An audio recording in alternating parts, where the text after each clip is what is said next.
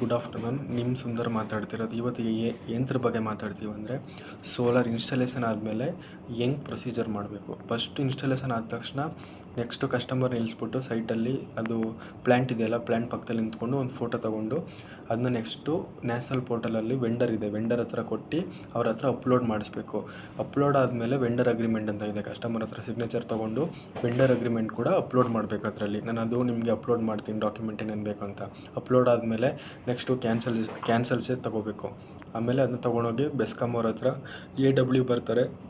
AW maximum ಬರೋದಿಲ್ಲ. ಯಾವಾಗ ಬರ್ತಾರೆ ಅಂದರೆ ದೊಡ್ಡ ಸೈಟು 25 ಕಿಲೋವಟ್ಟು 30 ಕಿಲೋವಟ್ಟು, ಅವಾಗ MTDVs ಅವರೆಲ್ಲ ಬರ್ತಾರೆ. ಈಗ MTDVಸ್ನವ್ರವರೆಗೂ ಹೋಗುತ್ತದು. ಇವಾಗ ಮ್ಯಾಕ್ಸಿಮಮ್ 2 ಕಿಲೋವಟ್ಟು 3 ಕಿಲೋವಟ್ಗೆಲ್ಲ ಫೀಲ್ಡ್ ಆಫೀಸರ್ ಬಂದು ವಿಸಿಟ್ ಮಾಡಿಬಿಟ್ಟು ನೋಡಿಕೊಂಡು ಇನ್ಸ್ಪೆಕ್ಷನ್ ಆದಮೇಲೆ ನಿಮಗೆ ಫೈಲ್ ಮೂವ್ ಮಾಡ್ತಾರೆ. ಮ್ಯಾಕ್ಸಿಮಮ್ ಇದು ವಿತಿನ್ ಒಂದು ವಾರ ಆಗುತ್ತೆ. ಕೆಲವು ಕಡೆ 3 ಡೇಸ್ ಆಗುತ್ತೆ.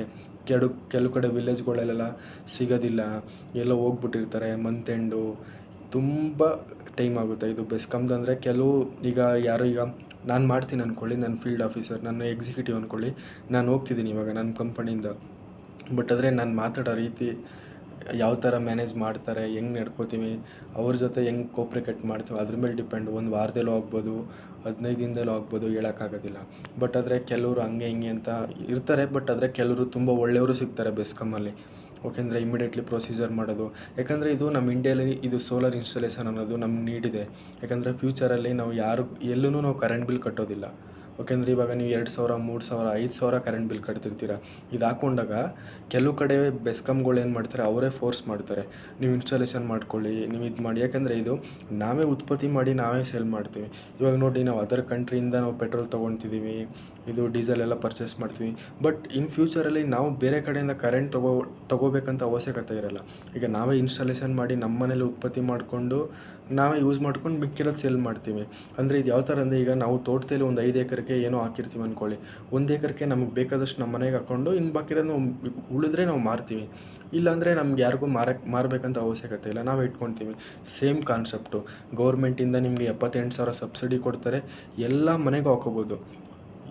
ಮಿಡಲ್ ಕ್ಲಾಸು, ಲೋ ಕ್ಲಾಸು, ನಿಮಗೆ ಐಫೈ ಅದೆಲ್ಲ ಏನೂ ಬರೋದಿಲ್ಲ ಇದರಲ್ಲಿ. ಎನಿಬಡಿ ಯಾರು ಹಾಕೋಬೋದು, ನಿಮಗೆ ಸಬ್ಸಿಡಿ ಸಿಗುತ್ತೆ. ಓಕೆಂದ್ರೆ ಸಬ್ಸಿಡಿ ಇದೆ. ಬಟ್ ಪಂಪ್ ಸೆಟ್ಗೆ ನಾವು ಮಾಡೋದಿಲ್ಲ. ಅಂದರೆ ಅದು ಪಂಪ್ ಸೆಟ್ದು ನಾವು ಸಬ್ಸಿಡಿ ಅದು ಪ್ರೊಸೆಸ್ ತುಂಬ ಲೆಂತ್ ಇದೆ, ಅದು ನಾವು ವೆಂಡರ್ ತೊಗೊಂಡಿಲ್ಲ. ನಾವು ಓನ್ಲಿ ರೂಪ್ ಟಾಪ್ ಅಂದರೆ ಮನೆ ಮೇಲೆ ಹಾಕೋಕ್ಕೆ ನಮಗೆ ಅವಕಾಶ ಇದೆ, ನಾವು ಎಲ್ಲರಿಗೂ ಹಾಕ್ಕೊಡ್ತಿದ್ದೀವಿ. ಓಕೆಂದ್ರೆ ಎಲ್ಲರೂ ತೊಗೋಬೋದು. ಯಾರ್ಯಾರು ಕರೆಂಟ್ ಬಿಲ್ ಕಟ್ತಿದ್ದೀರೋ ಎಲ್ಲರಿಗೂ ತೊಗೋಬೋದು. ನಿಮಗೆ ಈಗ 5,000 6,000 ಕಟ್ತಿದ್ದೀರಾ ಕರೆಂಟ್ ಬಿಲ್ಲು, ಆರಾಮಾಗಿ ತೊಗೋಬೋದು. ನಿಮಗೆ ಡಾಕ್ಯುಮೆಂಟ್ಸ್ ನೋಡಿ, ನೆಟ್ ಮೀಟ್ರ್ ಮಾಡೋಕ್ಕೆ ಏನೇನು ಡಾಕ್ಯುಮೆಂಟ್ಸ್ ಬೇಕಂತ ನಿಮ್ಗೆ ಅಪ್ಲೋಡ್ ಮಾಡ್ತೀನಿ. ನಿಮಗೆ ಒಂದು ಕ್ಯಾನ್ಸಲ್ ಚೆಕ್, ಪಾಸ್ಬುಕ್ ಬೇಕು, ವೆಂಡರ್ ಅಗ್ರಿಮೆಂಟು, ಅಪ್ಲಿಕೇಶನು, ಅದೆಲ್ಲ ನಾವು ಫೈಲ್ ಮಾಡಿ ತೊಗೊಂಡೋಗಿ ಕೊಡ್ತೀವಿ. DCR ಅಂದರೆ ಈಗ ಡೊಮೆಸ್ಟಿಕ್ ಕಂಟೆಂಟ್ ರಿಕ್ವೈರ್ಮೆಂಟ್ ಅಂದರೆ DCR ಸರ್ಟಿಫಿಕೇಟ್ ಬೇಕು. ಅದು ಸರ್ಟಿಫಿಕೇಟ್ ಎಲ್ಲಿ ಸಿಗುತ್ತೆ ಅಂದರೆ, ಈಗ ನಾವು ನ್ಯಾಷನಲ್ ಪೋರ್ಟಲಲ್ಲಿ ನಾವು ಮಾಡಲ್ ಎಲ್ಲ ಫೋಟೋ ತೊಗೊಂಡು, ಈಗ ಪ್ಯಾನಲಲ್ಲಿ ಸೀರಿಯಲ್ ನಂಬರ್ ಇರುತ್ತೆ, ಮಾಡಲ್ ಸೀರಿಯಲ್ ನಂಬರ್ನೆಲ್ಲ ತೊಗೊಂಡು ಅಪ್ಲೋಡ್ ಮಾಡಿ ಅದಾದಮೇಲೆ DCR ಸರ್ಟಿಫಿಕೇಟ್ ಅಂತ ಸಿಗುತ್ತೆ. ಅದು ನಾನು ಕಳಿಸ್ಬೇಕಾರೆ, ನಾನು ತೊಗೊಂಡೋಗಿ ಬೆಸ್ಕಾಮಲ್ಲಿ ಸಬ್ಮಿಟ್ ಮಾಡಬೇಕಾದ್ರೆ ಫೈಲ್ನ ನಿಮಗೆ ನಾನು ಒಂದೊಂದು ನಿಮಗೆ ಡಾಕ್ಯುಮೆಂಟ್ಸ್ ನಿಮ್ಗೆ ಹಾಕ್ತೀನಿ ನಾನು. ಓಕೆಂದ್ರೆ ಯಾಕಂದರೆ ಇದು ಎಲ್ಲರಿಗೂ ಗೊತ್ತಿರಬೇಕಿದು. ಅಂದರೆ ಇದು ಫ್ಯೂಚರಲ್ಲಿ ನಮಗೆ ತುಂಬ ನೀಡಿದೆ. EV current bill. ಓಕೆಂದ್ರೆ ಇದು ಅಕಸ್ಮಾತ್ ಗೃಹ ಜ್ಯೋತಿ ಎಲ್ಲ ಕ್ಯಾನ್ಸಲ್ ಆಯಿತು ಅಂದರೆ ಆಗ್ಬೋದು ಅಂತಲೂ ಇಲ್ಲ. ಬಟ್ ಆದರೆ ಓಕೆಂದರೆ ನನಗೆ ಗೊತ್ತಿರೋಂಗೆ ಮಾಡಲ್ಲ, ಬಟ್ ಮಾಡಿದ್ರೆ ಆದರೆ ಇದು ಸೋಲಾರ್ ಅನ್ನೋದು ತುಂಬ ನೀಡಿದೆ. ಓಕೆಂದ್ರೆ ಯಾವಾಗಾಗುತ್ತೆ ಏನು ಅಂತ ನಾನು ಹೇಳೋಕ್ಕಾಗಲ್ಲ. ಓಕೆಂದ್ರೆ ಬಟ್ ಆದರೆ ಸೋಲಾರ್ ಹಾಕ್ಸ್ಕೊಂಡ್ರೆ ಏನು ಫ್ಯೂಚರ್ ಅಂದರೆ, ನೀವು ಅಂದರೆ ನಿಮ್ಮ ಕಡೆಯಿಂದ ನಿಮಗೆ ಬೆನಿಫಿಟ್. ನಿಮ್ಮ ಮನೆಗೆ ಈಗ ಒಂದು EV ಕಾರ್ ಇಟ್ಕೊಂಡಿದ್ರೆ ತಿಂಗ್ಳಿಗೆ ಒಂದು 5,000 ಕರೆಂಟ್ ಬಿಲ್ ಕಟ್ತೀರ ಅಂದ್ಕೊಳ್ಳಿ.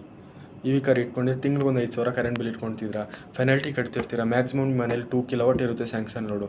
2 ಕಿಲೋವಾಟ್ ಇಟ್ಕೊಂಡು EV ಕಾರ್ ತೊಗೊತಿದ್ದೀರಾ, 5,000 6,000 ಕರೆಂಟ್ ಬಿಲ್ ಕಟ್ತಿದ್ದೀರಾ. ಅದರಲ್ಲಿ ನೀವು ಅಂದ್ಕೊಂಡಿರ್ತೀರ, ಇಲ್ಲ 5,000 ತಾನೇ ಬಿಡು, ಒಂದು ತಿಂಗ್ಳು ಕಟ್ಕೊಂಡು ಹೋಗೋಣ ಅಂತ. ಅದರಲ್ಲಿ ನಿಮ್ಗೆ ಗೊತ್ತಿರಲ್ಲ, ಪೆನಾಲ್ಟಿ ಬೀಳ್ತಿರುತ್ತೆ. ಪೆನಾಲ್ಟಿ ತುಂಬ ಆ್ಯಡ್ ಆಗ್ತಿರುತ್ತೆ. ಪೆನಾಲ್ಟಿ ಸುಮಾರಿದೆ ಪ್ರೊಸೀಜರ್ ಅದರಲ್ಲಿ. ಕರೆಂಟ್ ಬಿಲ್ಲು ಕೆಲವ್ರಿಗೆ ಕರೆಂಟ್ ಬಿಲ್ಲಲ್ಲೂ ಏನೇನಿದೆ, ಅದರಲ್ಲಿ ಯಾವ ಥರ ಬರುತ್ತೆ, ಎಷ್ಟು ಯೂನಿಟ್ ಯೂಸ್ ಮಾಡ್ತೀವಿ ಅಂತಲೂ ಕೆಲವ್ರಿಗೆ ಗೊತ್ತಿರಲ್ಲ.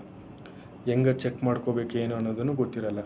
ಏನೇ ಇದ್ದರೂ ನನಗೆ ಕಾಂಟ್ಯಾಕ್ಟ್ ಮಾಡಿ, ನಾನು ಫ್ರೀ ಸೈಟ್ ವಿಸಿಟ್ ಮಾಡಿ ಬೆಸ್ಟ್ ಟಾಟಾ ಅಥವಾ ಎನಿಬಡಿ ನಾವೆಲ್ಲ ಮಲ್ಟಿ ಬ್ರ್ಯಾಂಡ್ ಇನ್ಸ್ಟಾಲೇಷನ್ ಮಾಡಿಕೊಡ್ತಿದ್ವಿ. ನಿಮಗೆ ಮಾಡಿಕೊಡ್ತೀನಿ. ನೆಕ್ಸ್ಟು 2 ಸೈಟ್ ಇನ್ಸ್ಟಾಲೇಷನ್ ಆಗಿದೆ. ನಾನು ನೆಟ್ ಮೀಟರ್ಗೆ ಹೋಗ್ಬೇಕಾದ್ರೆ ನಿಮಗೆ ಒಂದೊಂದು ಪಿನ್ ಟು ಪಾಯಿಂಟು ನಿಮಗೆ ಯಾವ ಥರ ವೈರಿಂಗ್ ಮಾಡೋದು, ಯಾವ ಥರ ಕನೆಕ್ಷನ್ ಕೊಡೋದು, ನೆನ್ನೆ ಒಂದು ಇನ್ಸ್ಟಾಲೇಷನ್ ವೀಡಿಯೋ ಹಾಕಿದೆ. ಬಟ್ ಆದರೆ ನನಗೆ ಇದು ಎಡಿಟ್ ಮಾಡಿ ವೀಡಿಯೋ ಹಾಕೋದೆಲ್ಲ ನನಗೆ ಅಷ್ಟು ಟೈಮ್ ಇಲ್ಲ. ಯಾಕಂದರೆ ಕೆಲಸ, ನೆನ್ನೆ ನೈಟು 11 ಗಂಟೆ 12 ಗಂಟೆಗೆಲ್ಲ ಮನೆಗೆ ಹೋಗ್ತೀವಿ.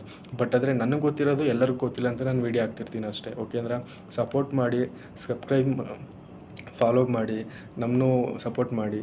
ಓಕೆ ಅಂದ್ರೆ ಈಗ ಸಬ್ಸ್ಕ್ರೈಬ್ ಮಾಡಿ. Thank you.